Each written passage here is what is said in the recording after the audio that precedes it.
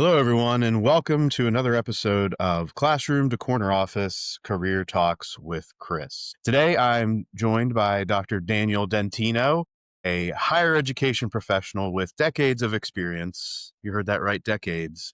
Despite those that are watching, I know he looks like a young lad, but there are decades of experience under that belt. So, Dan, thanks for joining today to share your wisdom with those that are entering the workforce and those that are looking for some advice in transition. Great. No, it's a pleasure to be here, Chris. Great to see you. And the secret to my youthful appearance is to be a little bit overweight and to shave my head. That way I'm eternal. I look like Dorian Gray. So anyone who wants to know my secret, shave your head, put on some weight, and you will look fantastic for a long time. There we go. So, with all of this experience you've had, various institutions, various roles, various states, right? Yeah. So you were definitely very diversified in what you've done in your career. Yes. To start out, could you just walk us through what that journey has been, where you got your start, and how you have elevated your status and your experience to great heights to really demonstrate your ability to perform and deliver results within the higher education Sure. industry? No, it's a great question. So I don't know how many people when they're little, think, gosh, I'm going to be a student affairs professional someday. You don't grow up when you're a 9 or 10 or 11-year-old kid and think, gosh, I want to work in residence life or Title IX. In my case, I thought I'd play professional football. And so my whole young adult life was spent trying to do that. I had a bad neck injury in high school and couldn't play football anymore. And so I went to college and studied philosophy, of all things. Never in a million years thought I'd be in higher education. I just figured, I'll get a degree, I'll coach high school football, and I'll teach at a high school. But I did well in school. And so I went to graduate school and I kept going to graduate school and kept going to graduate school. And by the time I got done, I had a doctorate and applied for jobs. I applied for 100 jobs, literally 100 jobs as faculty, just straight faculty. I applied to every school with an opening for someone to teach philosophy or religious studies. And I remember, I'm 22 years old and I'm sitting in my parents' basement in central Illinois writing what I thought were really well written applications and everything else. And so I sat there and, newly minted PhD. My mother said, "Congrats, Dan. I'm so proud of you. Do I have to call you Dr. Dentino now?" And I said, "No, Mom, you're my mom. You can call me Dr. Dan." And she didn't appreciate that. But I remember applying for all these jobs, colleges and universities. I got 89 no's. I mean, this is before, internet had been invented, but you still got snail mail. So I got 89 rejection letters that reminded me of when I was in high school asking girls on dates, lots of rejection. And it was really hard for me. I was, pretty aggressive person. I did well in school and I thought I'd be a great asset. And I just kept getting doors slammed in my face. So I was pretty down about it. Of the 100 letters and applications I sent out, um, 89 no's. I had like 10 that never replied to me at all, or 8 or something like that. But then I got two job opportunities. One was as a residence hall director and adjunct faculty member at a Midwestern university known for its football program with a big golden dome. And then I was offered a job as the director of student activities at a teeny tiny startup college outside of Ann Arbor, Michigan. I had no experience in student life, no experience teaching, nothing. I was, like I said, I spent all of my life in school until this moment. But, I thought about the opportunity and I took the job in Ann Arbor and I was the director of student activities at a small liberal arts college. And the rest was history. I learned that my skill set, I studied philosophy, studied theology, had a liberal arts curriculum, and it really prepared me well to determine what I was good at, what I was passionate about, and how my skill set translated into forming relationships. And so over the course of my 25 years in higher education, to your point, I've been the chief student affairs officer at 7 different universities all over the country. And the one thing I've learned is that it's all about relationships and treating the person in front of you with dignity and respect, whether you agree with them or not, wherever they're from, whatever their goals are, really hearing what they have to say and showing how you can help them achieve the goals that they have for themselves. I think that's critical. I think for a lot of young adults, they don't have any idea of how valuable they are, how worthy they are, and how much they have to offer to the world at large. And I think part of my role over the last several years has been to help students connect where their deep passion meets the world's great need. And if you can do that, you can certainly work in student development and you can accompany students on this great wild journey what it means to step into a world that's in desperate need of men and women with character, conviction, and confidence.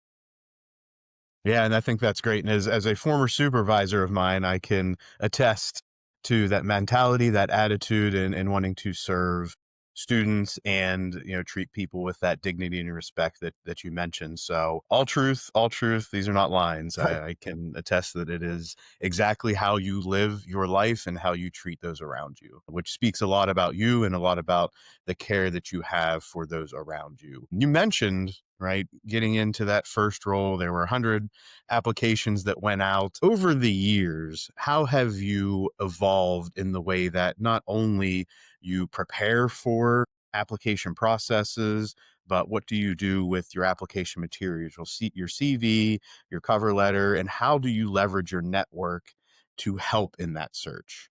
Yeah. That's a really good question. It's really important. In my own experience, I've discovered time and again that, it's good if you see a job that you think would be interesting, that you feel called to apply for, that you think that you have a skill set that matches the need, apply for the job. But at the end of the day, very often it's about who you know. And that seems like it's not fair, and it kind of isn't, but that's the way the world works. And so it's really important wherever you are, wherever you're called to serve. Again, it goes back to the question of human dignity and treating people the way they wish to be treated, the way you wish to be treated. That creates relationships. And if you have relationships and you have people that trust you and that you trust as well, then you've got a network of folks that would go to bat for you, that would speak highly of you as you just did, which I appreciate. But it's about relationship building. It's not about ladder climbing. If you get your first opportunity in a job, if your first thought is, man, I can't wait to get my next opportunity, or gosh, I want to climb the ladder so I can make more money. Those are all normal human emotions and reactions, but you have to be in the moment, live in the moment, do the next best thing, do the duty that's in front of you to the best of your ability, have integrity and courage, and then opportunities will present themselves to you. In my experience, very often I would have opportunities come to me based on what I had demonstrated previously, whether it was at a conference, given a presentation, or just meeting people through networking opportunities again. It's really important to be a person of your word, to do what you say you're going to do, and to live life transparently. In that context, people will invite you to join their team because you demonstrate your ability to work hard, to show results, and to sort of thank all those around you who help make things possible. Yeah, it's great thoughts and great advice. So when you're whether you're preparing for an interview or preparing these materials, you talked about measurable outcomes, being able to quantify what you have done.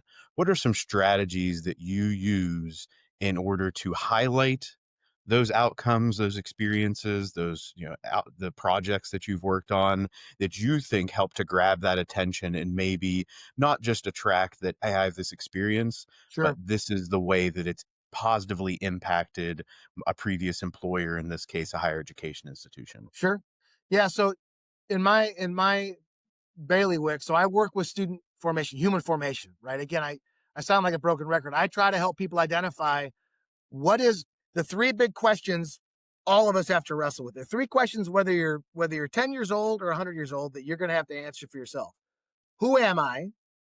What are my gifts and talents? What am I good at? Passionate about? And then what am I called to do? Where is there a need? Where does my passion meet the world's need? And in student development, human formation, it's hard to measure and quantify some of those outcomes. At least people will tell you, student life professionals, how can you measure human formation? They're in the ice skating club. There are ways to do it. And I think sometimes that's kind of a slippery dodge. And so in my experience, again, it's equal parts P.T. Barnum and B.F. Skinner, right? So P.T. Barnum, the great circus barker, right? The great showman. You have to, for me at least, I have to be able to get in front of a group of folks, hear what they're telling me. That's the B.F. Skinner part, right? You have to be a student of human nature. Listen to the concerns, the questions, the anxieties, and then present a vision for what can be for full human flourishing based on an attitude of we're all in this together. Once more into the breach. That all boils down to, do I trust you? Do you actually care about me, or am I a number? It's easy to quantify how much you spent in a budget, what it would cost to build a new building, how much a new contract is for renting a turf field for football practice, right? Or building a new residence hall or a dining hall. Those are easy things to sort of measure.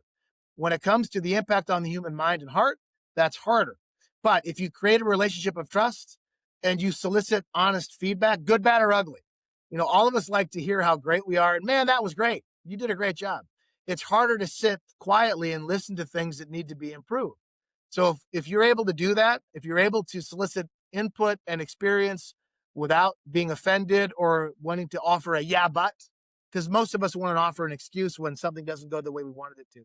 If you can just sit there and listen and then take that information and create a plan to demonstrate how things will improve, people will buy into that. And so at the universities that I've served, I did exactly that. I went on a barnstorming tour. I'd visit all the students. I'd join in some of the student activities. I'd show up to dances. I'd go to presentations. I'd wander the residence halls. I'd be like that awkward, bald dean from the movie Back to the Future, right? Your father was a slacker too. But I just made myself available. I followed up with the survey, student experience survey. What do you like? What don't you like? If you were a president for a day, what's the one thing you would do?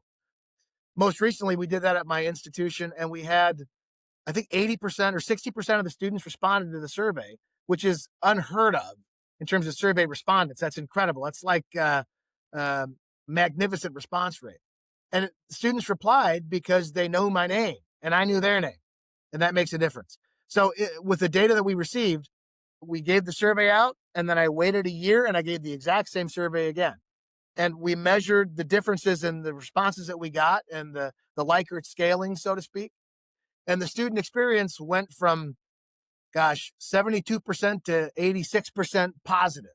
The happiness or sort of satisfaction with wellness services, counseling, and our health center went from 54% approval rating to like a 79% approval rating because we made changes based on suggestions in real time to show people that their input had an impact. And if you can do that, show them that their voice made a difference, they will continue to feed you honest answers because they know that it's in their best interest and the experience will improve. They're getting what they need to live their best life and be the person they're made to be. And so I think vulnerable communication based on a relationship of trust and having the courage to stand in front of people and invite them to share has made all the difference. So if people have not figured out yet based on your responses and the way in which you communicate, I put you as a high level motivator, right? Yeah. Motivating people to become the best versions of themselves. For you, how has that kind of evolved over time, right? That's not something that some people are naturally charismatic, some people are naturally able to be motivators. How has that become a part of your leadership style? And what are some strategies that you use to motivate and guide people to become that best version? Yeah, I think it's important. It goes back to that first existential question that I said everyone has to struggle with. Who am I? I learned early on my own genetic makeup. I coached football for a long time, and it was a great blessing and privilege to do that. But I also learned the hard way that I can be a bull in a china shop. I will say things without thinking sometimes. I like to lead from the front because that's how I'm wired.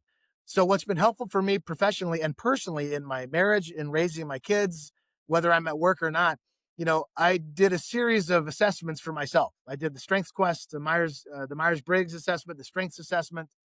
I've done, boy, I bet you a dozen different tests and assessments to figure out how I tick and what my skill sets are and how I can apply those in my own career and personal life.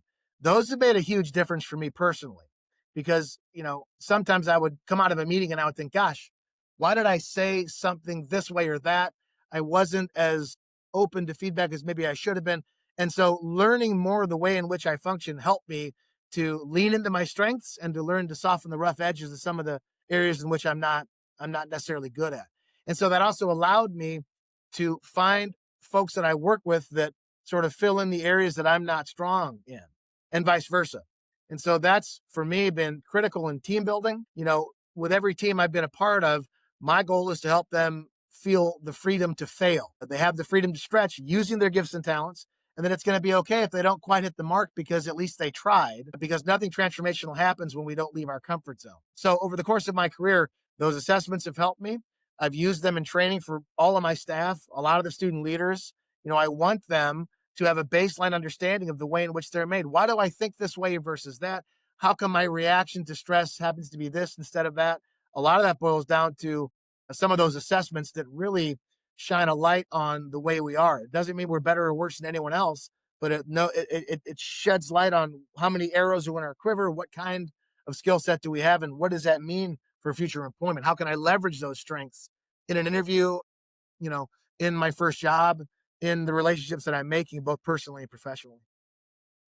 Yeah, you hit on something that I think is near and dear to my heart, the skill set, right? Being self-aware, and then how do you develop those skills towards whatever that next step is, whether that is pursuing additional graduate degrees or whether that is entering the workforce. So, in your estimation, based on your observations and working with students, where do you see some of those larger skill gaps between, what students have and what is needed to Right. succeed, especially in those entry level roles when they enter the workforce? So, what are some of the skills and what are the gaps that you observe? Sure. Again, just my opinion, but from what I see, I think young adults, emerging adults, as the parlance may be, we need to have more grit. We need to have more grit and stick to itiveness. I think that when the going gets tough, the tough get going sort of attitude is not as robust as it used to be. And that doesn't mean to suffer in silence. It doesn't mean to work a job where you are disrespected or you feel that you're not treated fairly. But I think what it does mean is we all have to pay our dues, and that takes work, it takes effort, it takes discipline. And so grit, stick to itiveness, discipline, realizing that most people aren't born on third base, right? You've got to do the work. And that means you have to be committed to the work in front of you to do what's in front of you now. Don't worry about tomorrow. Worry about what you have in front of you right now. I think that's critical. I also think, I'm glad that I'm old because a lot of young folks today, they don't read at all for pleasure. And the one bit of advice I would give to college students, to young adults, as they're forming their heart and mind, whether in college, out of college, seeking additional degrees, read. I almost don't care what you read. Read a newspaper, right? Paper, a newspaper. Get your face out of your screen. What employers want to see is someone who can make eye contact and articulate themselves clearly. The first question you'll get on a job interview is, "Hey, tell us about yourself." That is not an invitation for you to talk about, your tenth year birthday party, that you didn't get a pony, that you were a high school All American baseball player. Tell us about yourself means tell us about your skill set. What do you do really well? What are you passionate about and why? And what does that mean for this job in front of you? Connect the dots. And so that means, in my opinion, if you want to improve your vocabulary, your ability to speak to people, you've got to be reading. And you can't let AI do all the writing for you. So what employers want to see is the ability to read, to think, to speak clearly with conviction and passion, and to present yourself well. I think those are critical. Employers refer to them as the soft skills, I would say, but they're more important than the hard skills most of the time, because whatever you don't know, if I like you, if you present well, I'll hire you because I can train you. Whatever you need to know, I can put you through a training course. So I think for people that are in college getting ready to flex their wings and fly out of the nest, read as much as you can. Pick something that you're passionate about, read all about it. Learn how to write well and speak clearly, and really understand who you are and what makes you, excites you. And that goes back to the self assessments. Most of them you can find online for free. I'm a particular fan of the Gallup Strengths Assessment.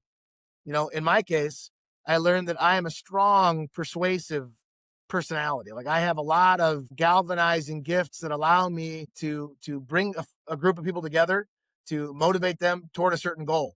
I'm a coach. That's what I'm good at. But I'm not good at details. I get lost in the forest for the trees. And so that's where I need to be aware of my gifts and talents so that I can find folks to offset some of my blind spots. And we're all like that. We all have blind spots, but you won't know what they are if you don't spend time getting to know yourself. So I think that's really important. Yeah, and I think that's when we work together, that's what made us a good team is Yeah. I am very much into the details, procedure, Yes. process, and it was, there were a lot of conversations we had where, "Chris, I got this thought, I've got this idea. How can we make this happen?" And then my mind would get going of, "Oh, it's a Yeah. great idea. How do we operationalize this and put it into a practice, a procedure, a process so that we could start to form what that actual strategic initiative would look like?" So, Yeah. And it's yeah, exciting when you see it coming together, and then everybody's bought into it because they all played a role, right? We have many parts, we are all one body. The eyeball can't be the elbow. And when people understand that, they will value themselves in the way in which they've been made more clearly. They'll know their value beyond what they assume, and they know how to plug into a team. I think it has made all the difference, particularly for young adults who are still trying to figure out, man, I have no idea. I mean, I like video games. I like going to the bar with my Me too, friends. right? Yeah, who doesn't? But that's where a little bit of introspection, some time away from the screens will pay dividends in time and more importantly in eternity in terms of the vectors of where you're going to land in your life. Yeah, and you mentioned reading books, not just I mean, reading for pleasure and Yeah. leisure, but in the end, it's helping to build whether that's vocabulary or understanding or or lead to further reading. For Yeah. you, what are some of your favorite books, whether it's a recent favorite or an all-time favorite? And I know, right, we're on a clock here maybe slightly, so let's limit it to maybe 2 or 3. Yeah, yeah. I would say, well, one of my favorite books is The Screw Tape Letters by C.S. Lewis. It's a fantastic book about human nature and why we think the way we do. I highly recommend it. The first books that I read that I remember picking up and reading was The Lord of the Rings. Loved it. I'm definitely a nerd, but Lord of the Rings was huge for me. Currently, I'm reading The Terminal List, which is very exciting. I'm like a schizophrenic because I'm reading The Terminal List, which has been really good. It's a kind of a thriller, right? And then I'm also reading Litanies of the Heart, which is a book about sort of how we're made up of many parts, and how do we sort of come to uh, peace with the way in which we've been made, our past history, bearing on the current moment, and that's helped me personally, but also as I work with students. So I have kind of there are many meats in my bookish stew. Uh, some people think is really weird. I also like a book called Diary of a Wimpy Kid because I'm going through that series with one of my children now. Right, that perfectly leads into, as professionals get some experience, age, have families, how have you been able to find that balance, right? Because, I mean, you have multiple kids, wife, you work full time, plus the extra time being in student affairs, right? There's the Yeah. evenings, there's the weekends. So Yes. for you, how have you found that balance to be able to serve the institution, serve the people, but also serve your family? Yeah, that's hard. That's a hard balance. The world, it's tough. Life is expensive. My wife and I've been blessed to marry a woman who could have done much better.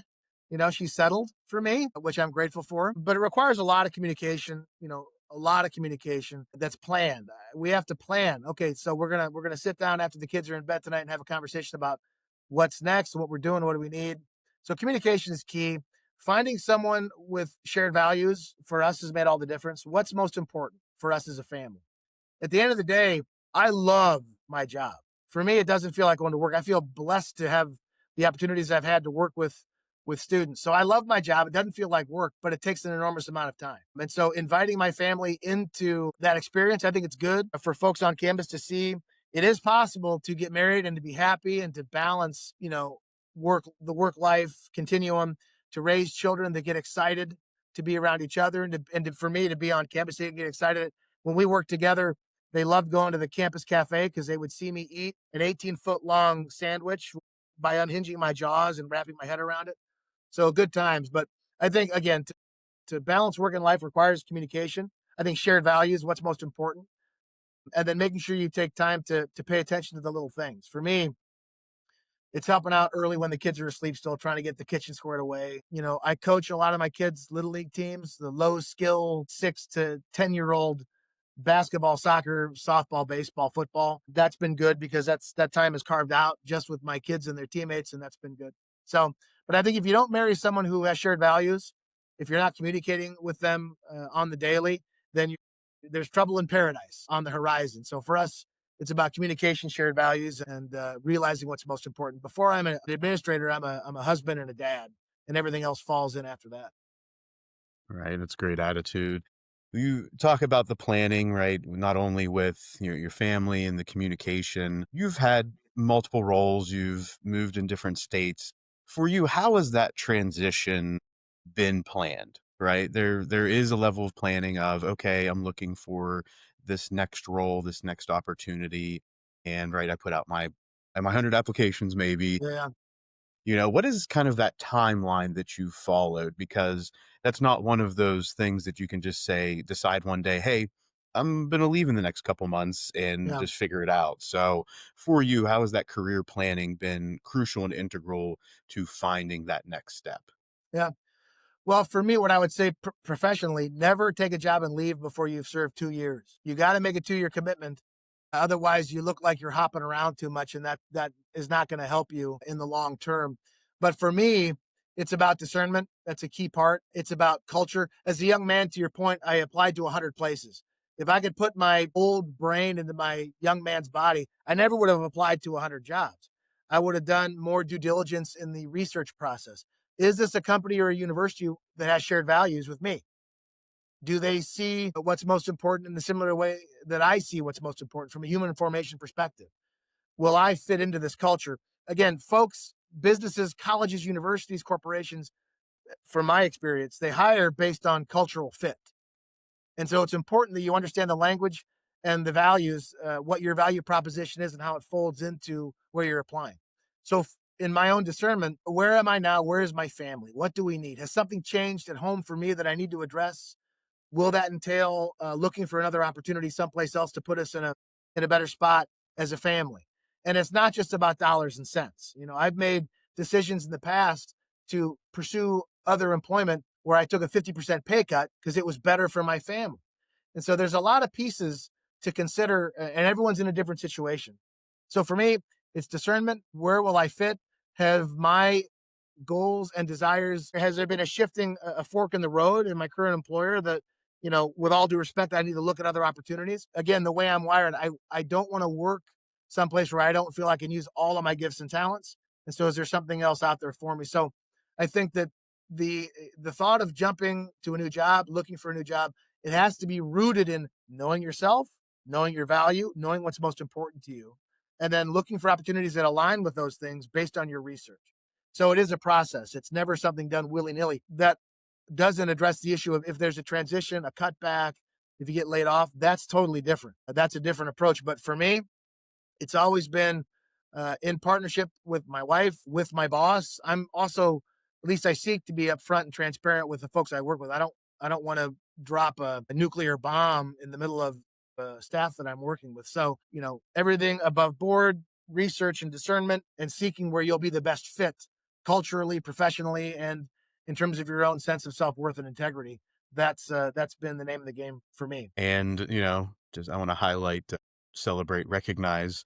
I don't know if you still have this in an office right now, but, highlighted as a top 30 person under the age of 30. Oh yes, yeah. I was I actually remember that in your office. I vividly can like sit yes. here and see that. I'm like, what is that for? And you're like, yeah, man, I was a big deal back then. That's kind of a big deal in Florida. Yeah, yeah. My wife makes fun of me because I've been blessed with, you know, I'll get little awards here and there over the course of my career, and so my wife won't let me hang up all these plaques at home, so she makes me bring them to the office where I have a me wall. And so, yeah, the one you're referring to was where they made me get a professional photographer and they wanted to airbrush hair on me, and I declined with extreme prejudice. And the award was 40 under 40, like 40 professionals under 40 making a difference in Naples, Florida. And I told everyone it was 40 under 240. I weighed less than 240 pounds. And so, ergo, I got this really nice little award.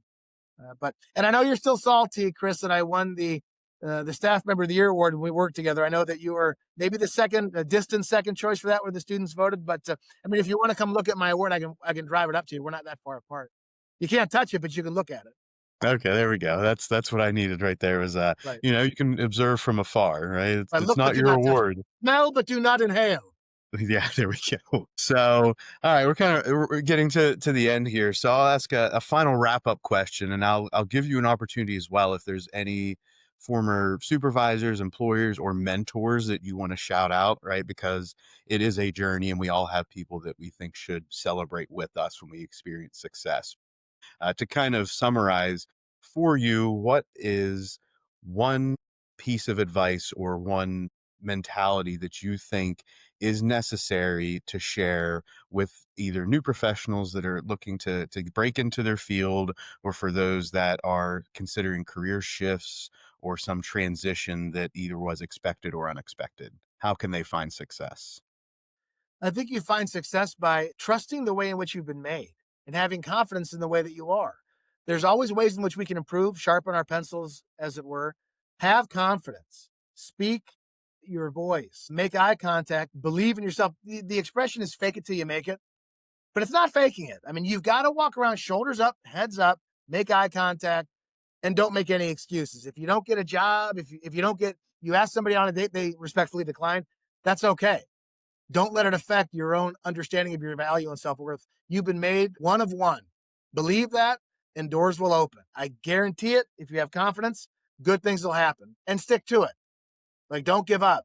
Don't make excuses. Don't feel sorry for yourself. Nothing, there's no more stinkier cologne than the cologne of self pity. So, for young people looking for their first job, you bounce up. You take a big hit, right? You bounce back up. Never let them see you sweat. That's absolutely true. And have faith that there's a plan for you by name, and you're going to set the world on fire just the way that you are. So, you have to know yourself. I think those are key elements. They've been key for me in my own success. My father, I'm one of 10. I have 9 siblings. We lived in a shoe. But my older brothers, my mom and dad, my older siblings were great mentors to me. I've been blessed with tremendous managers that have helped shape and form me. My first boss, my first university job in Michigan was critical for me. My current manager now has been just a tremendous blessing to me personally because of a trusting relationship, vulnerable communication, and confidence. They believe in me. I believe in myself. We're going to get this done and make the world a better place. There it is, and do it with grit. Right? You got to have grit, Don't be man. If you afraid to don't get have it, down nobody's there going and to get give it to you. dirty. Right? It's nothing will be given to you. You can have that understanding, that self-awareness, have that self-worth, but you have to be willing to put not just the time, but the effort and, suffer those setbacks and bounce back and be a better person for it. Yeah. So, Dan, appreciate it. Thank you so much for taking the time to chat today, to impart your wisdom. Yes. Although I'm the one that looks a little bit more studious with a little salt and pepper here. Oh, it looks like you're hiding something. That's okay. I thought you were working for the CIA. Listen, you're sending that check to me directly, right? For this thing here. I might get royalties off this, or what? How does that work? When the checks start coming to me, I'll start dispersing to some of these first guests. We'll That sounds consider good. this is a backdated check opportunity. Of So course it is. A third party out of one state day, check. Yes. right? It'll be post dated, backdated. We'll be You take good. a library So, card? but that one's only going to get you so far. Well, you may like it. You're reading acumen and you're reading Well, passion what book here. are you? Are you reading a book right now? Yes, I actually am. It's had a slight delay with the semester and the mid semester and late semester, but it's actually On War by von Clausewitz. So Wow. I'm Everything okay looking at at home, total buddy? You all warfare right? right now in every Yeah, war. aspect of my life. Yeah, yeah. The Art of War by Sun Tzu or whoever wrote that. Good, But good for that's you. on the next. That's the next part Of of it, course. right? We're learning total warfare, and then we'll get into more of the art of Right. war later. I'll take a wide berth next time I see you. There you go. Yeah. So you don't come to me with that award because there's something coming your way. Watch out. Oh, there's something coming. I can't wait. Promises, Yeah. promises. There we go. All right, everybody. Thanks again for listening to this episode of Classroom to Corner Office Career Talks with Chris. Make sure you get on all the socials, Classroom to Corner Office, Facebook, YouTube. We're on Instagram as well at Classroom to Corner Office. And tune in to the next episode coming soon.